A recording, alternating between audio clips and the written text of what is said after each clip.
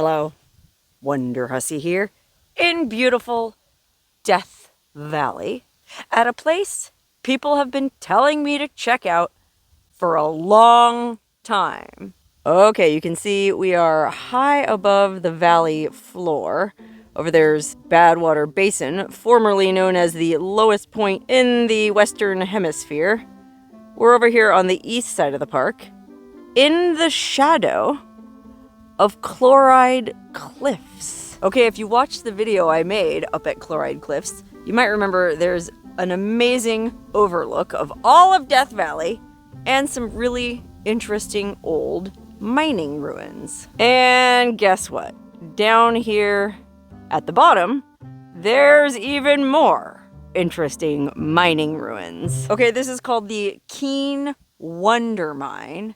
And no, they didn't name it after me. It's actually named after a prospector named Jack Keane, who, along with his partner Domingo Echarin, originally discovered this site, which ended up becoming one of the highest producing mines in all of Death Valley.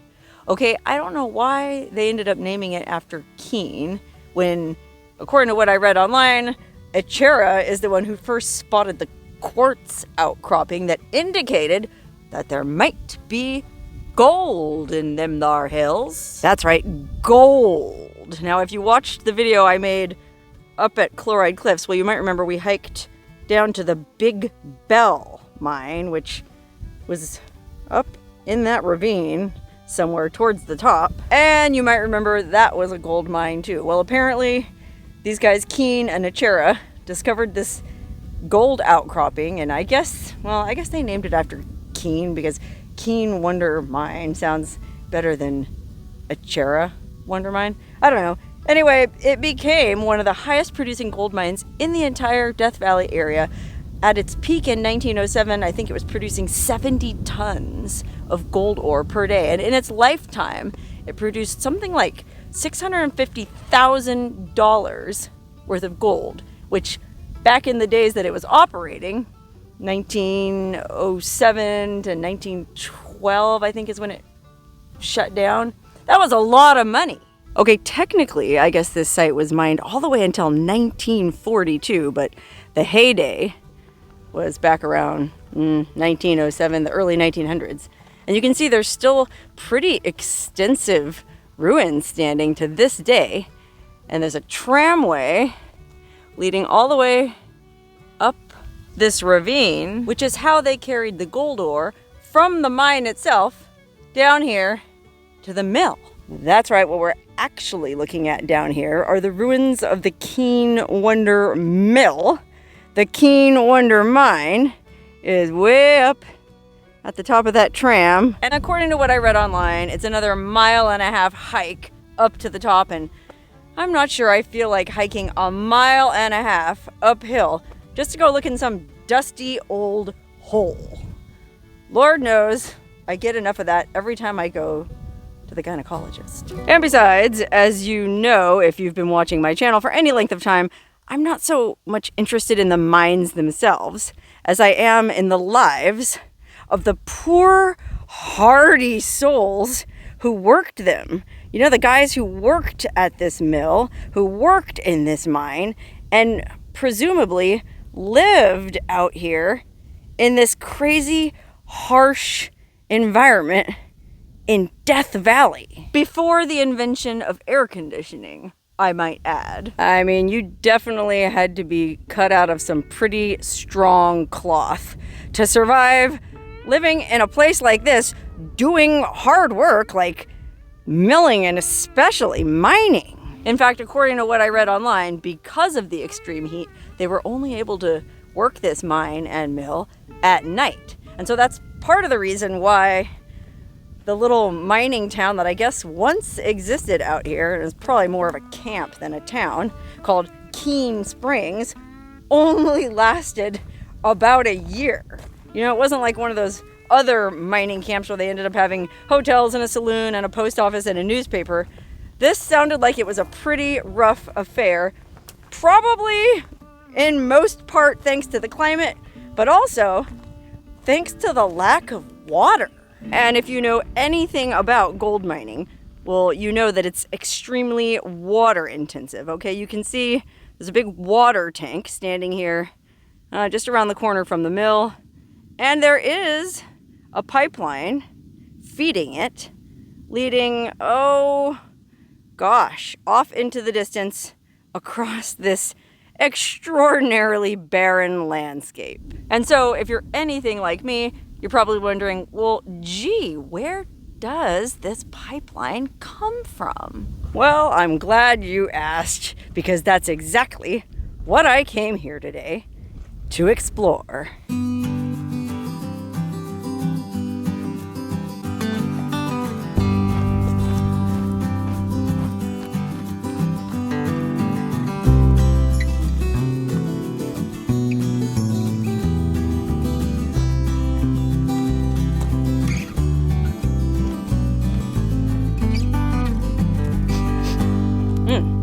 I smell sulfur.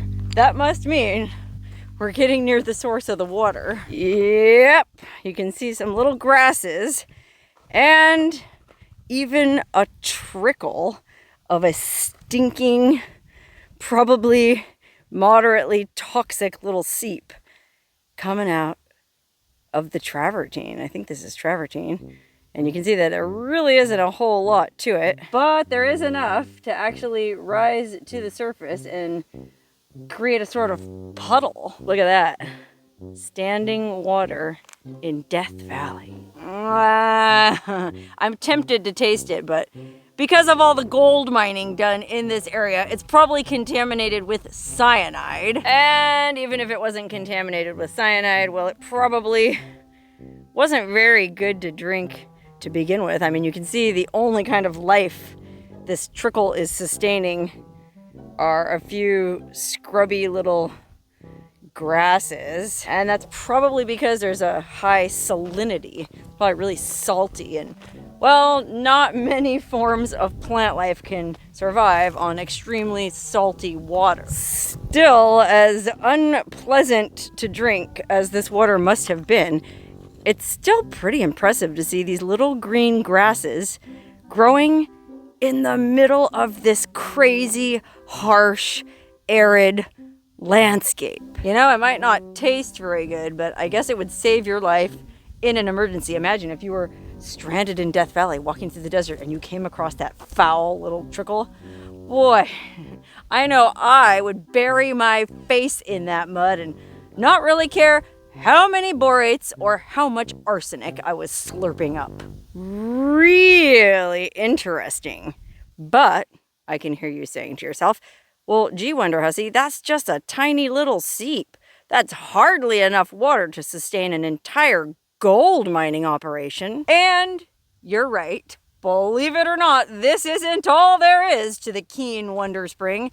In fact, that right there was more of a Keane Wonder coming attractions. The actual Keane Wonder Spring is just up ahead over that rise. And I'm weirdly excited to see it because not only does it have the word wonder in the name, it also has the word spring in the name. And well, if you know anything about me, you know I love hot springs. So a wonder spring sounds pretty dang cool to me, even though it's not a hot spring or even a place I'd want to go skinny dipping in. Wow, look how much salt has risen to the surface of the soil. I told you this water is real salty.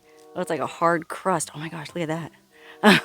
Reminds me a lot of where I live. But yeah, apparently it's not too salty to sustain all these little grasses and bushes, but also, I guess, to sustain wildlife. It looks like they have the actual spring itself fenced off up here, which I guess is to protect it for the animals is what I was gonna say, but if it's fenced off, how are the animals supposed to get in and drink? I mean, yeah, the little critters could scoot in under the barbed wire, but what about the bighorn sheep? I mean, I'm guessing there's probably bighorn sheep here, but for that matter, why fence it off when there's a little waterfall coming down the mountainside? Look at that. There's actual flowing water coming out of, gosh, I guess the source is up there. I'll go check that in a minute, but Look at this. Oh my God, this is amazing. Talk about life-giving. And ooh, it's nice and cool. Again, gosh, I'd love to take a sip, but I'm really not looking forward to getting cyanide poisoning. So I'll just have to admire it with my other four senses. The sight, the sound, the smell, and the feel. Oh gosh, yeah, it does feel real nice and cool. I was gonna splash it on myself, but again, today's not a good day to get cyanide poisoning. Anyway, I'm just following the water up to the source, and it's really interesting to see this little, basically marshland in the middle of this crazy lunar landscape. I mean, there's not a whole lot of vegetation over to the left, and there's not a whole lot of vegetation over to the right. There's just this sort of island of life right in the middle. And so I guess this must be where the town, camp, or settlement of Keane Springs must have been. I mean, there's some flat areas where you could build a few little shacks, but woo, I can't imagine life would have been very pleasant out here. And what types of hardy souls even attempted it? I'm gonna guess it was something like 99% male. Oh gosh, but I don't know. There is kind of a strange beauty in the, I guess, mineral formations that have built up here. Man, this would be a badass place for a hot spring. Oof, the sulfur smell is noticeably stronger up here. I guess because we're basically at the source. Oh man, but talk about cool. I mean, look at these little travertine, I guess it's travertine waterfalls coming down. They're almost a kind of light blue color. It almost looks faintly Caribbean blue, even though we are pretty dang far from the Caribbean. In fact, I'd bet we're at least 100 miles from even the closest Mai Tai. And that's me talking in 2025. Imagine back in 1907. Oh, look, there's a really cool stone archway just above the spring. I wonder if that's the Keane Wonder arch. Anyway, it looks like there's some kind of spring monitoring system in place here. Oh, is that a game camera? Are we on camera? Hi, Mom.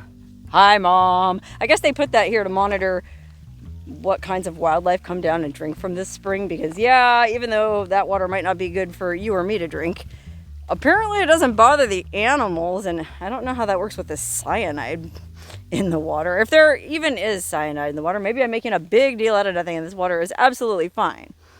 Okay, it looks like there's another sign way up at the tippy top. Let's see what it says. Gosh, it's perched very precariously on the edge of this hillside. Notice warning. This mine shaft contains life-threatening fumes and gases. Do not enter. Oh, I see. I thought this was the spring source that was capped over, but it's just another mine shaft. But for those of you who do enjoy peering down dusty, dark holes, well, here's a peek. Oh my God, look, this is actually badass. Oh, I don't know if you can see through this stupid grate, but there's water down there. Look at that. There's a good amount of flowing water. It's like this secret little spring deep in a mine. Wow, how cool is that? Man, I would love to soak in a hot spring in a mine, even though, ooh, it really smells like sulfur up here. It smells like rotten eggs, if you ever smelled that. Not altogether unpleasant to me, because I associate the smell with soaking in hot springs. But gosh, I can't imagine living up here like these people in this mine camp did. They had to live with that smell 24/7, and whoo-wee. I mean, I guess you get used to it after a while. And I guess if nothing else, it helped mask the other unpleasant odors associated with living in a mine camp on the edge of Death Valley in the age before air conditioning. I mean, can you imagine the BO? Anyway, believe it or not, yeah, there were people who lived up here, including one guy in particular whose cabin remains you're supposed to be able to hike to, and gosh, I have no idea where they are. Look, I can see it right off in the distance. At long last, the Keane Wonder Spring Cabin. Ooh, talk about a trifecta. Wonder, springs, and cabin. Ah, and look at this. There's kind of like a channel, a dry, salt-crusted little channel running from the spring to this fenced-off, well, I was going to say stinking, stagnant pond, but, well, I don't actually smell sulfur or anything. And it's actually relatively clear water. I mean, would I get in it? Probably not, even if there hadn't been gold mining in this area. But again, for the landscape we're in, it's pretty remarkable. And I guess that would have been a plenty big enough water source to meet the needs of one crusty, crotchety old desert rat named John Cyty. That's right, John Cyty. At least I think that's how you pronounce it. Cyty. Well, this is where he lived, and you might recognize the name John Cyty if you watch the video I made up at the Big Bell Mine. If you remember from that video, John Cyty was the one who first discovered the Big Bell Mine, and he sold the options for it to some wealthy guy back in New York for $250,000. And so he got a payout, John Cyty did, of 25 grand, which was a lot of money back in the early 1900s. And so he used that money to go to the nearby town of Rhyolite. Okay, if you've ever been to the famous historic ghost town of Rhyolite, it was a pretty big deal. It was a pretty big town up until the 19 teens. Anyway, John Cyty used his money from the Big Bell Mine sale or option sale to buy a dance hall in Rhyolite. And he operated the dance hall for a while, but I guess he wasn't employing union dance hall girls. I guess the dance hall girls in those days had a union. How about that? Can you imagine? Anyway, he didn't hire union girls, and so all the union miners in the area boycotted his business out of solidarity, and, well, it wasn't long at all before he went bankrupt and ended up losing the dance hall. And then he ended up losing all his shares in the mine itself in a game of roulette at one of the saloons in Rhyolite, which is how he ended up living all by himself on the edge of nowhere in this rustic little shack at the Keane Wonder mine. Okay, I guess he eventually became the watchman for the Keane Wonder mine, and he lived here, I think, until like the 1930s. I guess that must be some other little prospect he was working over here. He never gave up. It's one thing you can say about John Cyty. I mean, he was really violent, and apparently he had a gambling problem, but, well, he never gave up trying to strike it rich with mining. And this is the cabin he lived in. I'm going to zoom out. God, it's really small. I want to say maybe 12 by 12 feet, little square cabin. Very simple, rustic affair. I'm sure, you know, back when he lived in it, there was a bed, maybe, and some kind of fireplace or stove to cook on, because even though we are in Death Valley, it does get real cold out here in the winter, so he probably would have wanted some kind of stove to heat the place up, not to mention to cook his beans on. Wow, this is super cool. I mean, I can't say for sure that these little bits of furniture are original to this cabin, but it's conceivable. I mean, he lived here until the 1930s, so less than 100 years ago, that could have been his kitchen, so to speak. And then people, I guess, have found stuff laying around over the years and kind of amassed a collection of antiques. I mean, here's John Cyty's old sardine can. Here's one of John Cyty's bolts. Here's some of John Cyty's, I guess that was like a tobacco tin, some other chunks of metal ephemera that perhaps once did belong to the notorious John Cyty. Here's the lid of John Cyty's talcum powder can for when he did get all gussied up to go into town and hit on the dance hall girls.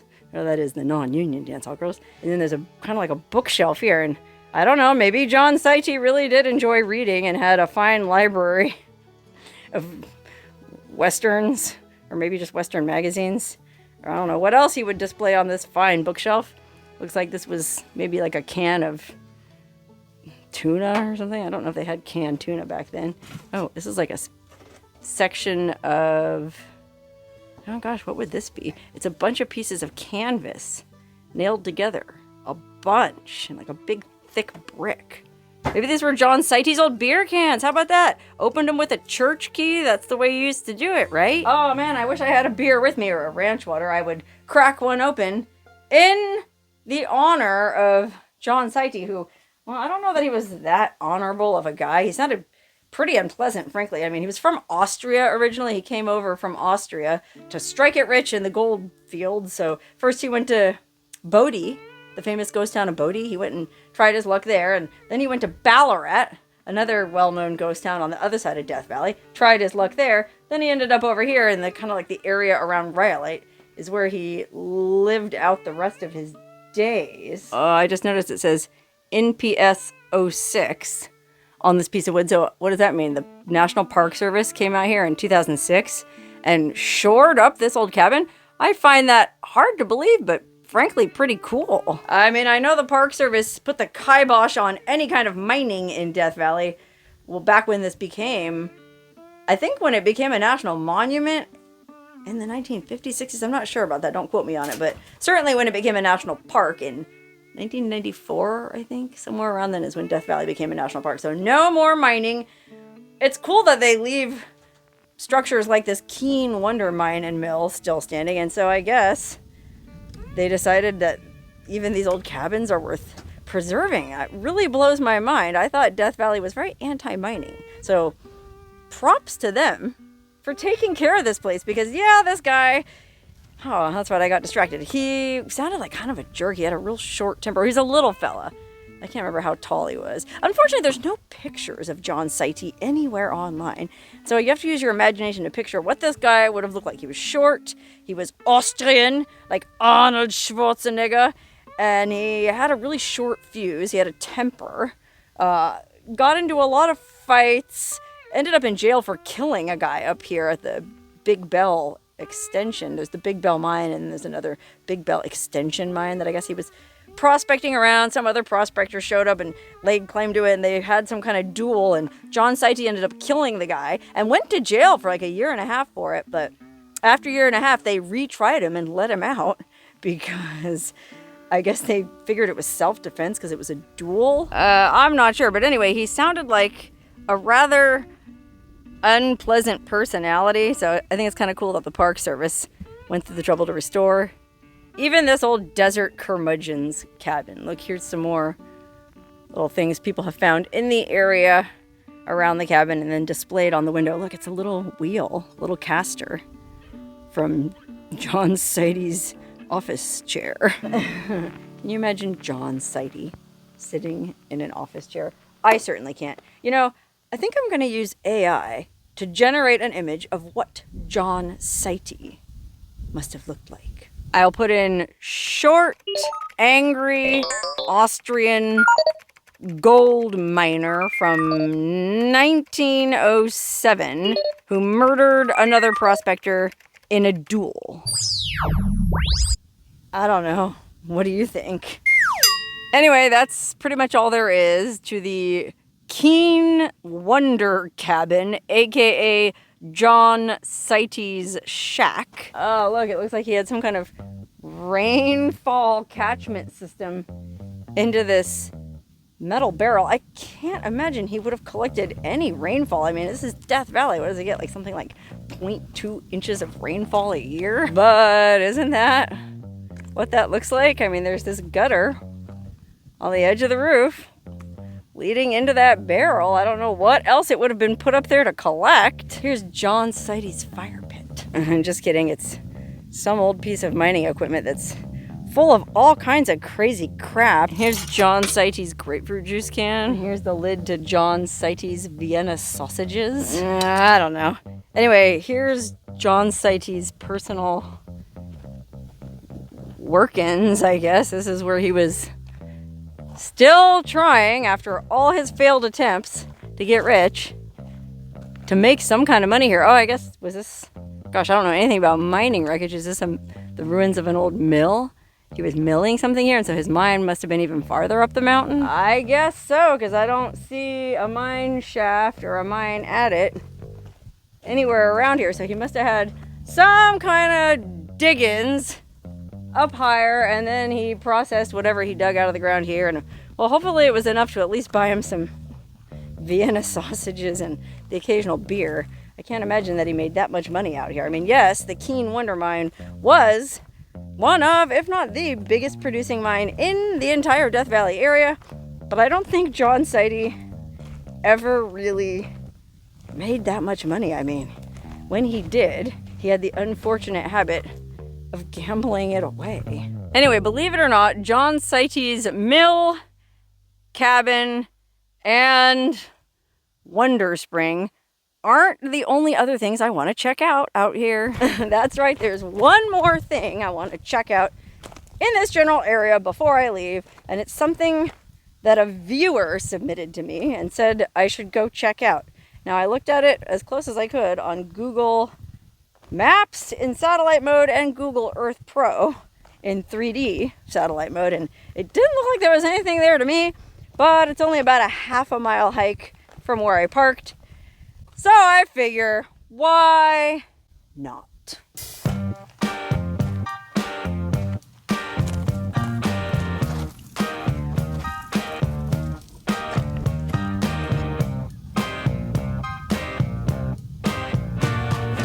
Okay, wow, there must be something up this way because there's a footprint and it's not mine. So the fact that somebody else bothered to hike out this way tells me there must be something out here. But I'm telling you, when I looked at the images on Google Maps, it just looked like sand and creosote bushes to me. But you know me, I'll chase down any tip, no matter how far-fetched, to find what might be the seventh wonder of the Keane Wonder complex. That's what I'm going to go ahead and call it.